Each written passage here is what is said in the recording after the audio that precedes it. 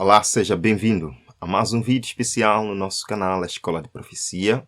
Hoje nós não teremos uma atualização profética como tal, nós voltaremos nos próximos dias com atualizações proféticas. Quero chamar vossa atenção para um assunto deveras importante. Vamos falar sobre a obra de Deus versus a obra de Satanás. Vamos procurar entender o quanto Satanás vem tentando falsificar a obra de Deus, vem tentando imitar a obra de Deus e como podemos escapar dos seus enganos. Convido você a uma oração e a gente mergulha neste tópico bastante importante. Muito obrigado, Senhor, pelo início de semana. Obrigado pela tua paz, pelo teu amor. Obrigado pela experiência maravilhosa que deseja nos oferecer agora enquanto estudamos sua palavra. E cada oportunidade que o Senhor nos dá de estudar a Bíblia é mais um chamado para a santificação, é mais um chamado para a vida eterna em Jesus. Que a tua palavra nos santifique, que a tua palavra nos ensine e nos prepare para o fim. Em nome de Jesus. Amém. Deus versus Satanás. Nós sabemos, irmãos, à luz da palavra de Deus, que Satanás sempre quis ser Deus. Esse foi o seu sonho lá, quando ainda era Lúcifer. Em Jeremias capítulo 14, está isto bem claro. Isaías, quis assim dizer, Isaías capítulo 14, vamos ver o verso número 13. Assim diz a palavra de Deus. Tu dizias no teu coração, são palavras de Lúcifer, eu subirei ao céu acima das estrelas de Deus, exaltarei o meu trono, e no monte da congregação me assentarei aos lados do norte. Continua, vejam só. Subirei sobre as alturas das nuvens e serei semelhante ao Altíssimo. Este não era o sonho de Lúcifer. Continua sendo o sonho de Lúcifer, o alvo de Lúcifer. Imitar tudo que Deus é. Tentar fazer tudo o que Deus faz e ainda fará até o tempo do fim. Vamos lá ver, por exemplo. Vamos ver, por exemplo, aqui. Vamos procurar comparar, então, o trio celestial, a verdade sobre o trio celestial contra a trindade satânica. O trio satânico que o próprio Satanás criou para contrafazer a obra de Deus. Vamos ver. Em Mateus capítulo 3, versos 16 e 17, nós encontramos aí uma verdade muito importante sobre o trio celestial. E há algumas pessoas que, infelizmente, já não acreditam nisto e eu não quero aqui debater esta questão porque não é o foco do vídeo. Quero ler aquilo que a palavra de Deus diz. Mateus capítulo 3, versos 16 e 17. Vejam aqui o verso 16. Assim que Jesus foi batizado, saiu da água. Naquele momento, o céu se abriu, e ele viu o Espírito de Deus descendo como pomba e pousando sobre ele. Verso 17. Então uma voz dos céus disse, este é meu Filho amado, de quem me agrado. Nós vemos aqui o trio celestial. Jesus na água sendo batizado por João Batista. Deus do céu, o Pai, falando, este é meu Filho amado. E o Espírito Santo descendo como pomba sobre Jesus. Este é o trio celestial. Não só. Em Mateus capítulo 28, a fórmula batismal, isto está bastante claro e patente aqui na palavra de Deus. Mateus capítulo 28, versos 9. Portanto, vão e façam discípulos de todas as nações, batizando-os em nome. É interessante que não diz nos nomes. Batizando-os em nome. É um único nome. Do Pai, do Filho e do Espírito Santo. Mais uma vez encontramos aqui o trio celestial. Paulo, escrevendo muito nas suas cartas, sempre evocou esse trio celestial. Por exemplo, na sua segunda carta a Coríntios, capítulo 13, verso 14. Segunda carta a Coríntios, capítulo 13, verso 14. Ele falou o seguinte: a graça do Senhor Jesus Cristo, o amor de Deus e a comunhão do Espírito Santo sejam com todos vocês. Jesus também nos mostrou, enquanto estava se preparando para voltar ao Pai, ele prometeu enviar outro Consolador, Paracletos, outro Consolador, não um consolo, mas sim um Consolador. Qual era a missão e a função desse Consolador? João capítulo 16, versos 7 e 8. Vejam aqui. Verso 7. Aqui está. Diz o seguinte. Mas eu afirmo que é para o bem de vocês que eu vou. Se eu não for, o Consolador não virá para vocês, mas se eu for, eu o enviarei. Verso 8. Quando ele vier, convencerá o mundo do pecado, da justiça e do juízo. Quem? O Espírito Santo, o Consolador. Veja, no verso 13. Mas quando o Espírito da verdade vier, ele os guiará em toda a verdade. Não falará de si mesmo. Percebem que o Espírito Santo, ele convence da verdade, ele fala, ele tem atitude, né?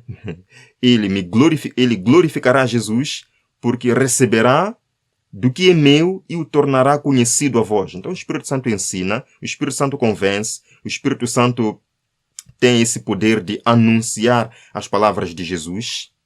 Este é o trio celestial, o Pai, o Filho e o Espírito Santo. Por outro lado, Satanás, que busca contrafazer a obra de Deus na terra, contrafazer tudo que Deus é, ele criou o seu trio, a sua trindade. Vejam aqui, Apocalipse capítulo 16, vejam só, Apocalipse capítulo 16, vamos ver, versos 13 e 14. Deus tem um trio celestial. Satanás, que busca ser como Deus, também cria o seu trio, o trio satânico. Vejam aqui, verso 13. Então vi saírem da boca do dragão, da boca da besta e da boca do falso profeta 3 espíritos imundos semelhantes a rãs. Vejam só, o trio satânico aqui. Verso 14. São espíritos de demônios que realizam sinais milagrosos. Qual é esse trio satânico? O dragão, que é o próprio Satanás, agindo também através do espiritismo. A besta do mar, neste caso o Roma, o papado. E a besta da terra, representando os Estados Unidos da América, mais concretamente o protestantismo americano apostatado. Este é o trio satânico que vai contrafazer a obra do trio celestial. Nós sabemos qual é a função do Pai no plano da salvação, sabemos qual é a função do Filho no plano da salvação, sabemos qual é a função do Espírito Santo no plano da salvação. E no trio satânico, cada uma destas personagens, cada um destes aqui, também tem sua função. Nós sabemos que o próprio dragão quer ser Deus. Ele quem cria estragos no mundo, ele quem busca contrafazer toda a obra de Cristo. A besta da terra, que é um dos membros do trio satânico, Roma neste caso, também busca anular a obra de Cristo na terra, criando um santuário celestial, pretendendo perdoar pecados, criando ou contrafazendo todo o plano da salvação e tudo aquilo que Jesus fez por nós na cruz. A terceira pessoa, o terceiro personagem do trio satânico, neste caso o protestantismo americano apostatado, também busca fazer a obra do Espírito Santo, quando busca unir igreja e Estado para forçar as pessoas a aderir à religião, algo que somente o Espírito Santo tem poder para fazer. Então este é o trio satânico. Vamos lá para outra coisa que Satanás busca imitar de Deus. Nós sabemos que Deus tem um trono no céu. Satanás também busca criar um trono, mas não no céu. Vejam aqui, em Apocalipse capítulo 4, verso 9, é dito: toda vez que as criaturas viventes dão glória, honra e graças àquele que está sentado no trono, então Deus tem um trono, e o seu trono está no céu. E ele convida toda a humanidade a se prostrar diante dele, porque ele é digno de receber toda a adoração em seu trono. Vejam aqui no verso 3 de Apocalipse 5. E ouvi toda a criatura que está no céu e na terra e debaixo da terra, os que estão no mar, todas as coisas que neles há, dizendo: ao que está sentado aonde? No trono, e ao Cordeiro sejam dadas ações de graças e honra e glória e louvor para todo sempre. Então Deus ele é adorado em seu trono. E ele é digno de receber adoração. Agora Satanás, que quer contrafazer a obra de Deus, a obra do Cordeiro, também criou o seu trono e ele convida... Não, ele não convida não. Ele vai fazer com que toda a terra o adore em seu trono. Vejam aqui. Apocalipse capítulo 2, verso 3, fala do trono de Satanás. Vejam só. Conheço as tuas obras, que é onde está o trono de Satanás. Meus irmãos, Satanás tem um trono. E vejam só que ele também quer ser adorado nesse trono. Vejam, Apocalipse 13, verso 4. e adoraram o dragão que deu à besta o seu poder. Então vejam, Deus tem um trono e quer ser adorado, e ele é digno de adoração. Por outro lado, Satanás criou um trono e também quer ser adorado, mesmo sendo indigno de receber adoração. Satanás contrafazendo a obra de Cristo. Vamos lá ver outro aspecto. Deus tem uma cidade, a cidade Nova Jerusalém. Satanás também está preparando ou tem uma cidade. A cidade de Satanás, não é? Vejam aqui, Apocalipse 21, verso 2. E eu, João, vi a santa cidade, a Nova Jerusalém, que descia de Deus, adornada como uma noiva para o seu esposo, a Nova Jerusalém. E é uma bem-aventurança para todo aquele que puder chegar à Nova Jerusalém. É convidado todo mundo a entrar pelas portas da Nova Jerusalém. Bem-aventurados aqueles que guardam os mandamentos de Deus, para que tenham direito à árvore da vida e possam entrar na cidade pelas portas. Agora, Satanás também tem uma cidade. O centro de sua adoração. Lá onde está o seu trono. Só que a Bíblia, ao invés de dar uma bênção para quem vive e entra na cidade de Satanás, dá uma maldição. Um convite para sair urgentemente dessa cidade. Vejam aqui. Apocalipse 18, verso 10, fala da cidade de Satanás. Estando de longe pelo temor do seu tormento, dizendo: ai daquela grande cidade de Babilônia, aquela forte cidade. Então Satanás tem uma cidade. Podemos localizar o país em que está essa cidade. É o que a palavra de Deus está a nos dizer. Deus chama atenção, dá um aviso para sair dessa cidade. Não há uma bem-aventurança com uma cidade de Jerusalém, mas há uma maldição e um aviso para sair dela. Sai dela, povo meu, para que não sejais participante dos seus pecados. Deus tem uma cidade. Satanás, querendo ser Deus, também criou uma cidade. Vejam só como Satanás busca contrafazer a obra de Deus. Outro aspecto. Deus tem um selo. O selo do Deus vivo. Satanás, que quer ser como Deus, também criou o seu selo, a sua marca. Vejam só. Apocalipse capítulo 7, versos 2 e 3, nos fala do selo de Deus. E eu vi outro anjo subir do lado do nascente do sol, que tinha o selo do Deus vivo. E ele clamou: não se pode danificar o céu e a terra, que não haja uma desgraça sobre o mundo, até que a obra de selamento comece. Deus tem um selo. E ele deseja colocar esse selo em nossa fronte, que é o caráter de Jesus Cristo. Não temos tempo aqui para falar concretamente do selo.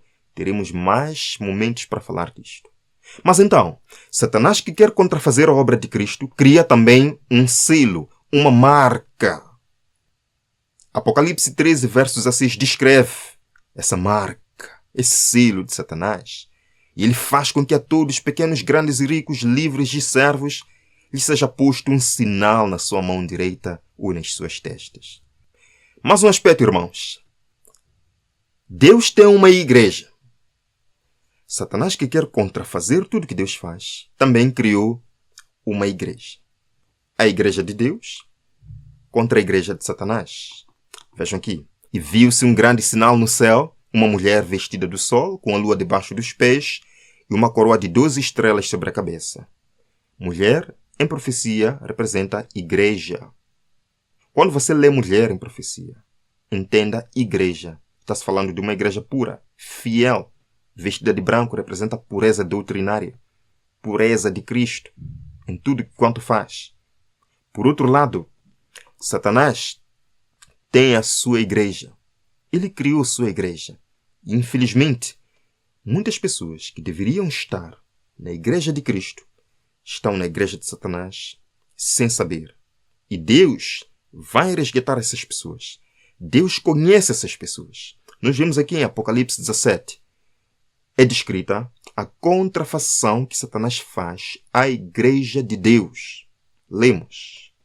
A mulher estava vestida de púrpura e escarlate e adornada de ouro, de pedras preciosas e pérolas. Segurava um cálice de ouro cheio de abominações e da impureza da sua prostituição.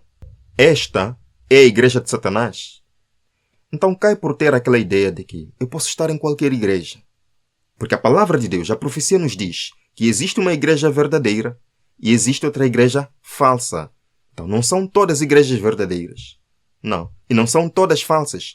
Existe a igreja de Deus e existe a igreja de Satanás. E Deus precisa abrir nossa mente para compreender ainda mais sobre estes assuntos. Lembre-se, a igreja não salva ninguém. Mas aquilo que a gente aprende lá na igreja pode nos levar à salvação ou à perdição. Aí está o segredo. Vamos lá então, outro aspecto. O evangelho de Deus e o evangelho de Satanás. Deus tem uma mensagem. O evangelho que deve ser pregado nestes últimos dias. E Satanás, que quer contrafazer tudo o que Deus faz, também tem uma mensagem que deseja proclamar. Não para a salvação das almas, mas para a perdição eterna das almas. Lemos aqui a mensagem de Deus. Apocalipse 14, verso 6. Vi outro anjo voar pelo meio do céu e tinha o evangelho eterno para o proclamar aos que habitam sobre a terra e a toda nação, tribo, língua e povo. Uma mensagem tremenda. Temei a Deus e dai-lhe glória. Chegou a hora do seu juízo. Adorai o Criador, aquele que fez os céus e a terra, o mar e as fontes das águas. Este é o evangelho puro de Deus, que deve ser proclamado nestes últimos dias. Caiu Babilônia. Se alguém adorar a besta e a sua imagem, vai receber as pragas de Deus. Por outro lado, Satanás, que não gosta nada desta mensagem, que quer imitar Deus, quer ser como Deus, criou a sua mensagem. Criou a sua versão das 3 mensagens angélicas. Vejam só, Apocalipse 17, falando sobre aquela mulher Babilônia, diz: com qual fornicaram os reis da terra, e os que habitam na terra se embebedaram com o vinho da sua fornicação. O vinho da sua fornicação representa falsas doutrinas, doutrinas errôneas, que não conduzem as pessoas aos pés da cruz, aos pés do Salvador, mas sim à perdição. Queridos irmãos, com este tema, eu quero mostrar para vocês que nós não podemos, de forma alguma, relativizar questões ligadas à fé. Nós estamos num conflito. Nós estamos numa batalha entre a verdade e o erro. E tudo que Deus faz e ainda fará, Satanás vai procurar imitar. Eu poderia aqui falar de muitos aspectos. Podia falar sobre o derramamento da chuva seródia, que Satanás vai contrafazer. Outros aspectos que Satanás vai contrafazer. A segunda vinda de Cristo, que Satanás vai contrafazer com o falso Cristo, antes do verdadeiro, para enganar o mundo. Meus irmãos, com este tema, o objetivo é nos mostrar que nós precisamos nos apegar à verdade da palavra de Deus. Eu voltarei nos próximos dias com mais vídeos assim, além de atualizações proféticas, para que a gente possa compreender um pouco mais da profundeza das profecias bíblicas. Vamos orar e assim a gente termina. Muito obrigado, Senhor, por este momento especial. Entendemos que o Senhor é Deus, digno de toda adoração, e o Senhor tem verdades. Estas verdades, infelizmente, pisadas, verdades modificadas pelo inimigo, mas nós queremos estar do lado da Tua Palavra e somente daquilo que a Tua Palavra nos ensina. Guarda-nos, ó Pai. Até o próximo encontro. Oramos e agradecemos. Em nome de Jesus. Amém. Amém. Deus abençoe sua vida. Nos vemos no próximo encontro.